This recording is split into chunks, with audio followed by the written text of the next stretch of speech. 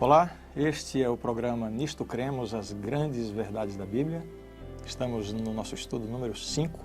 Hoje nós vamos estudar na Bíblia a respeito do Espírito Santo. Há algum tempo nada se conhecia sobre o mundo microscópico. Médicos faziam cirurgias sem sequer lavar as mãos. As enfermeiras tratavam seus pacientes também sem lavar as mãos, não sabiam que era necessário fazer isso. Os problemas com infecção, obviamente, eram muitos. Os resultados dessas práticas anti-higiênicas eram vistos, muito embora não se pudessem ver os vírus e bactérias que causavam tudo isso. Os primeiros a falar da existência desses corpos microscópicos foram completamente desacreditados. Como acreditar na existência de coisas que não podiam ser vistas? Mesmo com toda a tecnologia da atualidade, ainda existem coisas que não podemos ver, mas que não podemos negar a sua existência por causa dos seus efeitos. Por exemplo, o magnetismo. Podemos facilmente ver os seus efeitos, mas não podemos ver o campo magnético. Mas não é porque não podemos ver que ele não existe. Alguém aí duvida da existência do magnetismo?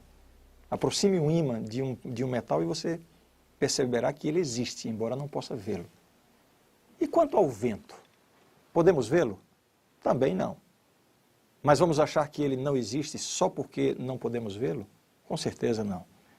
Jesus usou essa mesma comparação, a do vento, para convencer alguém quanto à existência do Espírito Santo.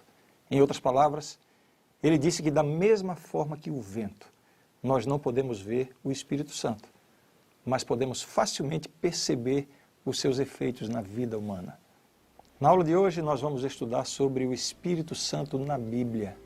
Esse é um tema que exige muita atenção e, acima de tudo, muita reverência. A natureza do Espírito Santo e sua obra na igreja e no coração das pessoas é algo tão elevado, tão sublime, tão decisivo e transformador que é preciso uma compreensão correta daquilo que a Bíblia ensina a esse respeito.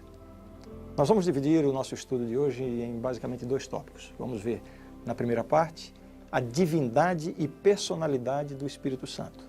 Depois, nós vamos estudar um pouquinho alguns textos da Bíblia que falam sobre o Espírito Santo na vida das pessoas, na vida do cristão. A primeira afirmação bíblica para a nossa consideração é a seguinte: o Espírito Santo é uma pessoa divina. Ele é Deus e tem personalidade. Não é simplesmente uma força, uma energia. Vamos começar vendo então esta grande verdade na Palavra de Deus. Me acompanhe.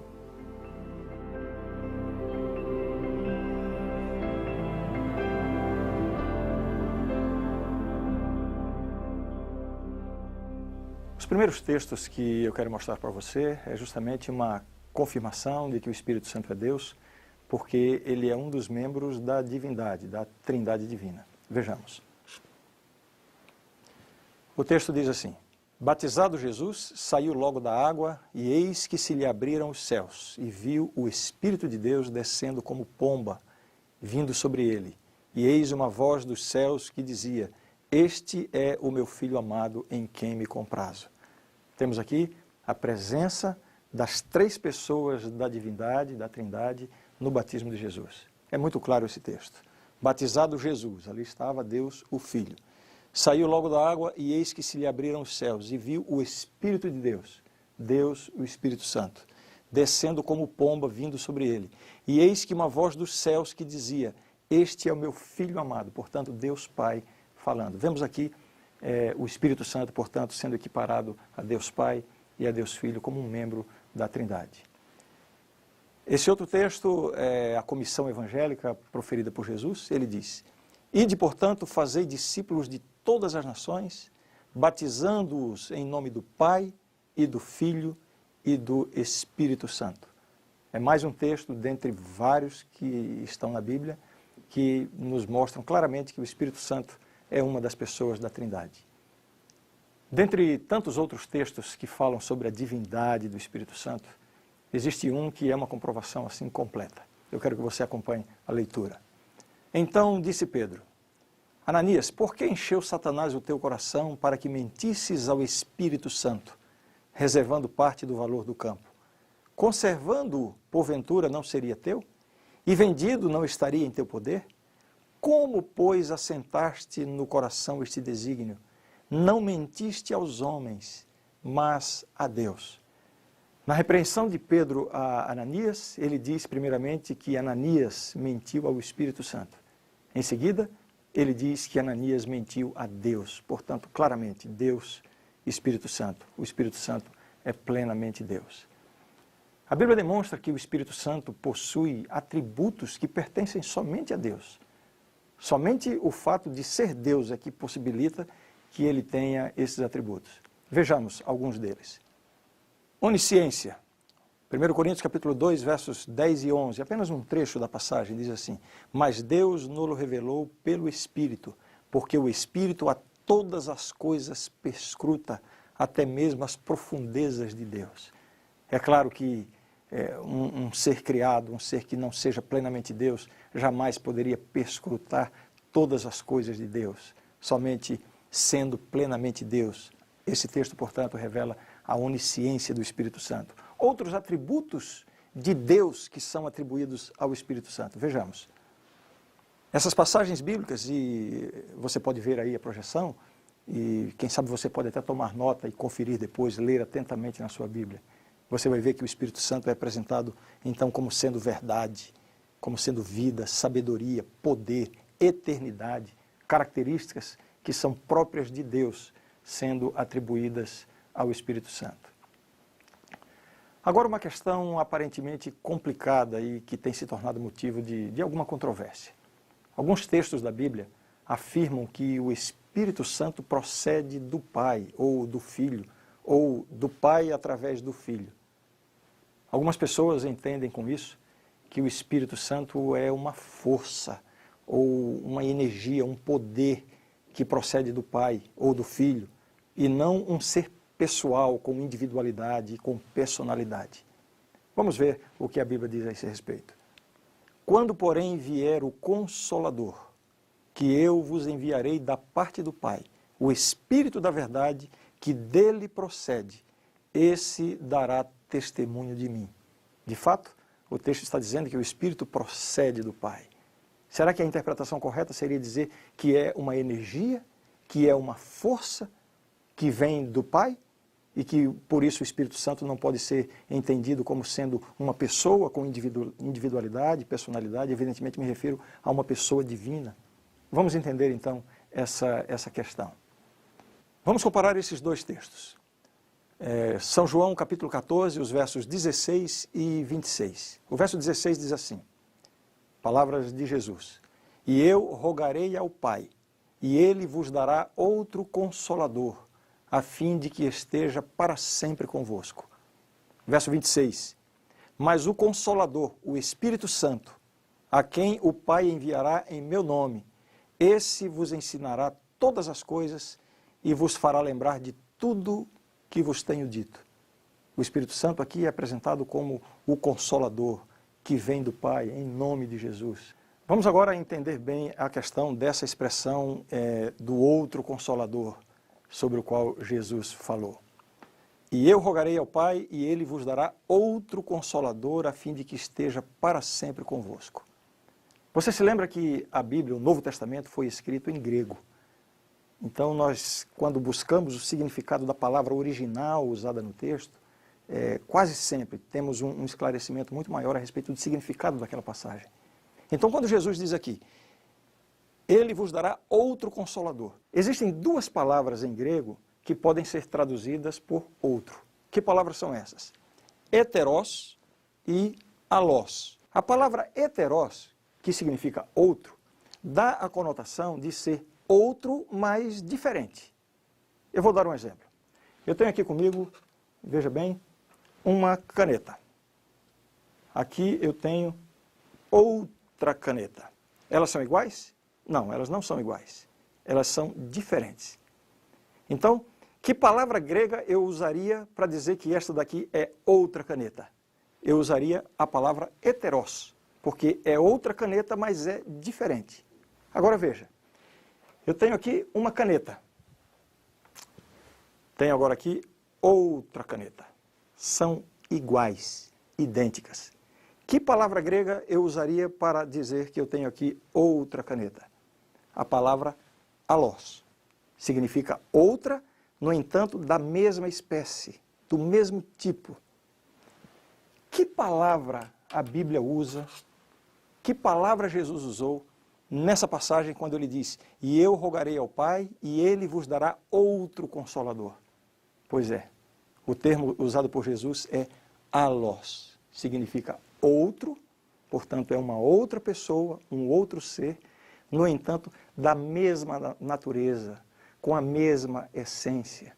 Assim como Jesus é um ser pessoal e é plenamente divino, da mesma forma o Espírito Santo é um ser pessoal, plenamente divino. É outro, mas da mesma espécie, da mesma natureza. Vejamos agora um outro aspecto interessante que nós encontramos através do significado das palavras com que a Bíblia foi escrita, e especificamente nesses textos. Vamos ler agora juntos São João capítulo 14, verso 26 agora, novamente. O texto diz: mas o Consolador, o Espírito Santo, a quem o Pai enviará em meu nome, esse vos ensinará todas as coisas e vos fará lembrar de tudo o que vos tenho dito. Por que eu sublinhei a palavra esse? A palavra esse, no grego, traduzida por esse, é ekeinos, que significa este mesmo, ele, do gênero masculino, não é neutro. Qual a importância desse fato? Se nós aceitamos essa ideia de que o Espírito Santo não é uma pessoa, não tem personalidade, e sim uma energia, uma influência, um poder que vem do Pai. No grego em que foi escrito o Novo Testamento, gramaticalmente não se poderia usar essa palavra para se referir ao Espírito Santo, porque se ele não fosse uma pessoa, não tivesse personalidade, seria necessário usar um termo neutro. Portanto, o uso de um termo masculino, do gênero masculino, indica gramaticalmente que está se referindo a um ser que tem personalidade, que tem individualidade. É como mais ou menos se, por exemplo, puxa, imagina só se eu fosse mostrar para você a minha esposa se aproximando e eu dissesse assim: olha, aquilo ali é a minha esposa. Uau! Se ela ouvisse, ela não ia gostar nem um pouquinho. Eu não vou usar aquilo me referindo a uma pessoa, gramaticalmente isso é incorreto. Portanto, essa estrutura do idioma nos ajuda a identificar claramente que nesse texto o Espírito Santo é apresentado como um ser com personalidade, com individualidade. Agora veja esta lista de pronomes masculinos utilizadas nos capítulos 14 a 16 do Evangelho de João. É claro que por uma questão de tempo eu não vou ler os textos todos aqui, mas você pode tomar nota e você vai ver que em todas essas passagens o Espírito Santo está sendo indicado através de uma palavra com o gênero masculino, o que só é possível sendo ele uma pessoa com personalidade e com individualidade. Essa interpretação de que o Espírito Santo é uma força e não um ser pessoal com individualidade parece encontrar apoio em algumas passagens bíblicas. Por exemplo, enquanto os nomes do Pai e do Filho evocam realidades pessoais, Pai e Filho, o nome do Espírito Santo não traz a ideia de uma realidade pessoal. Como já vimos, o gênero da palavra espírito no grego, que é a palavra pneuma, é neutro, sugerindo aparentemente uma realidade não pessoal. No entanto, nós vimos que nesses textos é usada uma partícula masculina, indicando que ele é um ser pessoal. Agora, como se isso não bastasse, a Escritura se refere ao Espírito como assumindo a forma de pomba e o compara ao vento, à água, ao fogo. Por essa razão, algumas pessoas pensam que o Espírito Santo não é um ser pessoal, como o Pai e o Filho. Mas existe no Novo Testamento uma variedade de características atribuídas ao Espírito Santo que revelam explicitamente a sua pessoalidade, além do ponto que já vimos, o gênero masculino em vez de neutro para indicar o Espírito Santo. Vejamos então como a Bíblia revela o Espírito Santo como uma pessoa. Essas passagens indicam o seguinte: São João 14 e 1 Coríntios 12 se referem à inteligência e conhecimento do Espírito Santo. Efésios 4:30 revela que o Espírito Santo tem emoções. Atos 15, 28, ele faz julgamentos. Atos 5, 3 e 4, o texto que nós lemos, lembra? Aquele que se refere do diálogo entre Pedro e Ananias, revela que é possível mentir ao Espírito. Atos 8, 29, o Espírito fala. Lucas 12, 12, o Espírito Santo ensina. Lucas 2, 26, o Espírito revela. Atos 20, 23, testemunha. 1 Coríntios 2, 10 e 11, ele perscruta. Atos 13, verso 2, o Espírito envia pessoas. Atos 8, 29, o Espírito Santo guia. Vejam que essas são atividades, são características, são facetas que só podem ser atribuídas a uma pessoa e não a uma energia, a uma força impessoal. Antes do próximo tópico de hoje, que vai tratar sobre o Espírito Santo na vida das pessoas, eu quero ler ainda com você um último texto para confirmar esta pessoalidade, individualidade, personalidade do Espírito Santo. Vejam, Romanos 8, 26. Também o Espírito semelhantemente nos assiste em nossa fraqueza, porque não sabemos orar como convém, mas o mesmo Espírito intercede por nós sobremaneira com gemidos inexprimíveis. Como é bom saber disso, não? Quando você vai fazer uma oração e você não sabe nem exatamente o que dizer a Deus. Aliás, nós nunca sabemos exatamente o que dizer a Deus, mas nós podemos ter a certeza de que o Espírito Santo está intercedendo, de alguma forma está traduzindo as nossas palavras para que elas cheguem ao trono de Deus. E essa intercessão, este ato só pode ser realizado por uma pessoa inteligente, com individualidade, com poder, que é o Espírito Santo. Existem tantas coisas que a Bíblia fala a respeito do Espírito Santo, da obra do Espírito Santo, os dons espirituais, por exemplo, e tantas coisas. Evidentemente, aqui é impossível abordarmos tudo isso, até porque teremos estudos específicos sobre outros aspectos da atuação do Espírito Santo na igreja. Mas nesse momento, eu gostaria de ler algumas passagens bíblicas que nos mostram a ação impressionante, maravilhosa do Espírito Santo na vida das pessoas. Eu convido que você me acompanhe na leitura desses textos da Bíblia falando da obra do Espírito Santo. Vamos ler, primeiramente, Evangelho de São João, capítulo 16, verso 8. São João, capítulo 16, verso 8. O texto diz assim, São João, capítulo 16, o verso 8. Quando ele vier, convencerá o mundo do pecado, da justiça e do juízo. Essa é uma ação do Espírito Santo na vida de uma pessoa. Uma pessoa que vive longe de Deus, fora dos caminhos de Deus, o Espírito Santo toca nessa mente, nesse coração, convence essa pessoa da sua condição de pecador e então sensibiliza essa pessoa para se aproximar de Deus, convence do pecado, da justiça e do juízo. Um outro texto que fala sobre a ação do Espírito Santo na vida do cristão, Romanos capítulo 5, verso 5, assim nos diz esse texto. Ora, a esperança não confunde, porque o amor de Deus é derramado em nosso coração pelo Espírito Santo que nos foi outorgado. Veja, primeiramente o Espírito convence do pecado, da justiça e do juízo, desperta a pessoa para a necessidade de se aproximar de Deus por causa da sua condição de pecador e condenado. Quando a pessoa se sensibiliza, se deixa levar pela influência do Espírito Santo, aí o texto nos diz, o próximo ato, derrama sobre nós o amor de Deus. O amor de Deus é derramado em nosso coração através do Espírito Santo. Na sequência, nós vamos ler agora novamente o Evangelho de São João capítulo 3, verso 5. Respondeu Jesus, em verdade te digo, quem não nascer da água e do Espírito não pode entrar no reino de Deus. Veja que é uma ação contínua. Convence da necessidade de se aproximar de Deus. Derrama o amor de Deus no coração. A pessoa então se rende e aí o Espírito Santo promove isso que a Bíblia chama de o novo nascimento. É uma transformação completa, é uma obra feita por ação exclusiva e direta do Espírito Santo na vida. O próximo texto que nós vamos ler, Romanos capítulo 8, verso 14. Pois todos os que são guiados pelo Espírito de Deus são filhos de Deus. O Espírito Santo guia aqueles que se submetem à sua influência. E através da guia do Espírito Santo, ele nos faz filhos de Deus. Esse é um privilégio incomparável.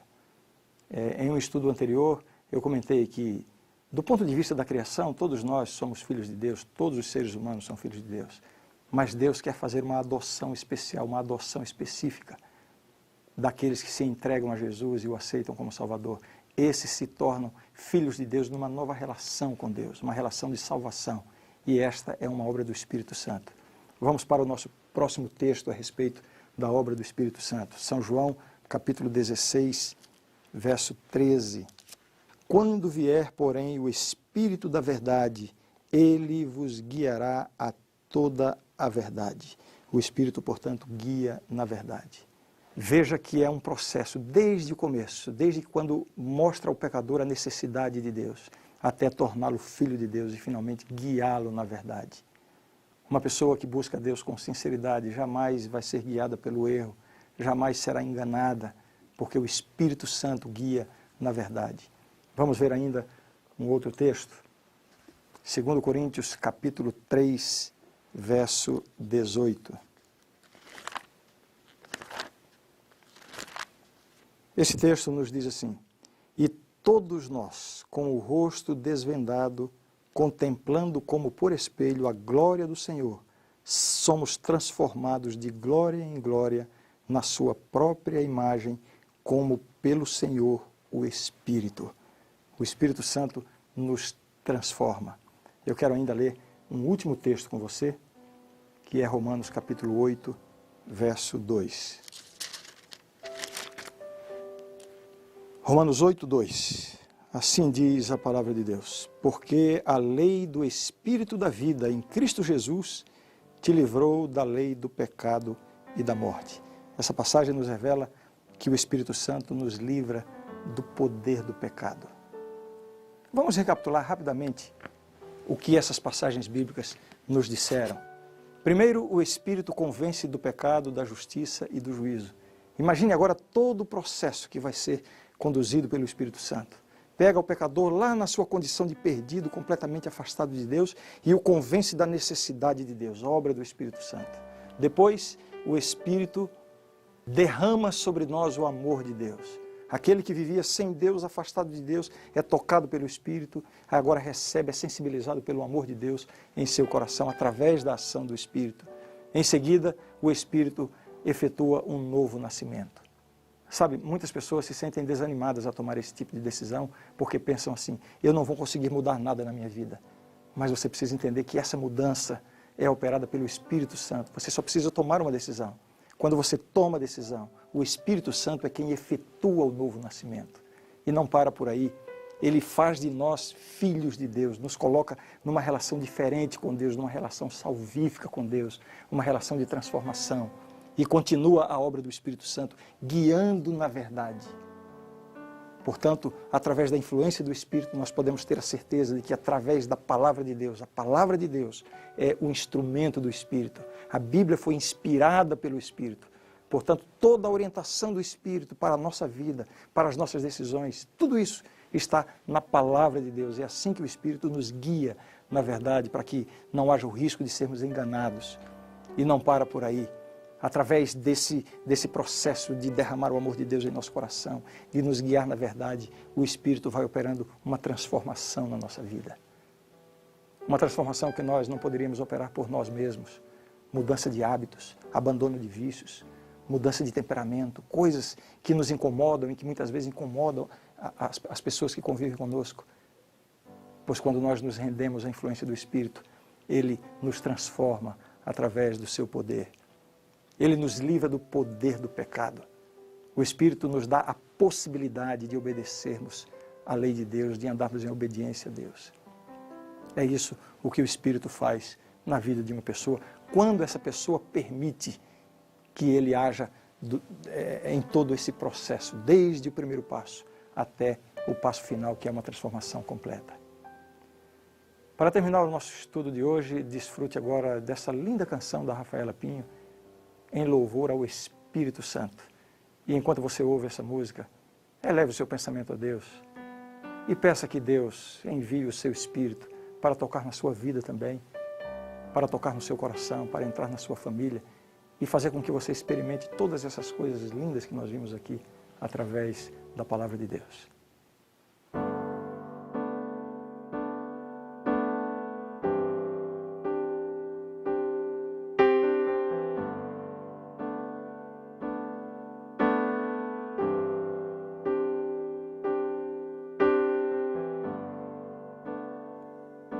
Enquanto eu viver,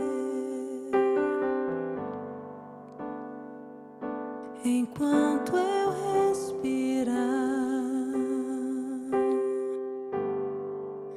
Teu Santo Espírito vive em mim.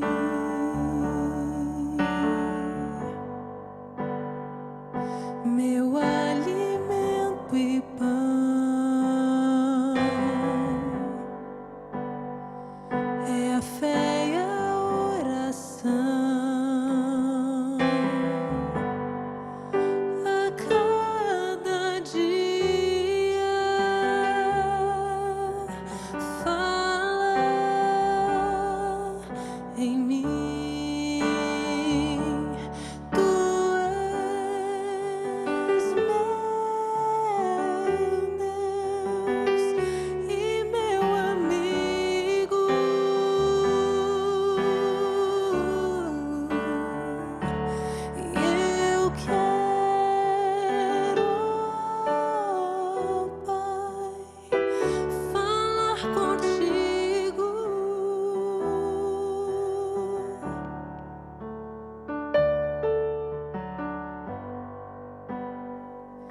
Enquanto eu viver,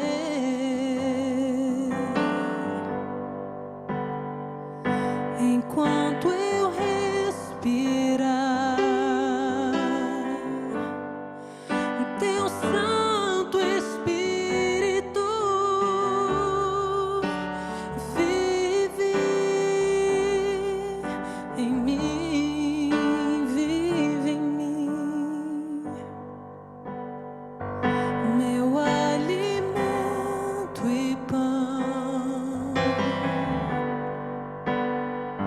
é a fé e a oração. A cada dia fala em mim. Tu és meu Deus e meu amigo.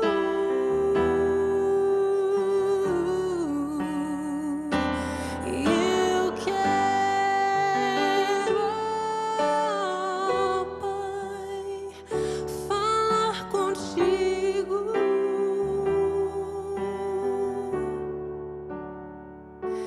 Falar contigo,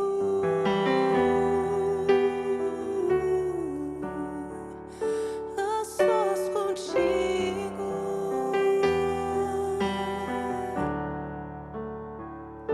a sós contigo, a sós.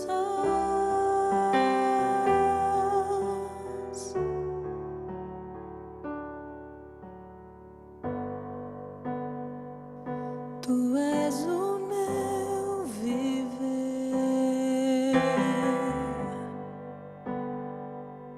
Tu és o meu viver.